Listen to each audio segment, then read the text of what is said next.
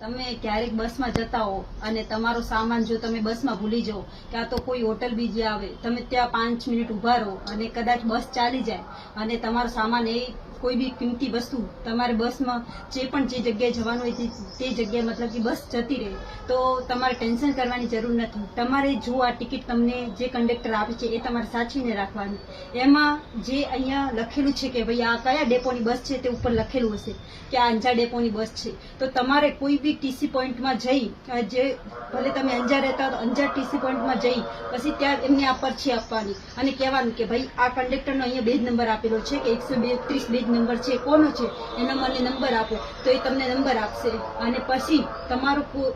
એ કંડક્ટરને તમે સંપર્ક કરી અને તમારો સામાન તમે લઈ શકો છો અને એ કંડક્ટર તમને તમારો સામાન પૂરતો એ સાચવીને જ રાખશે કે તો ટીસી પોઈન્ટમાં જમા કરાવી દેશે, તો તમે તમારો સામાન ત્યાંથી લઈ શકો છો.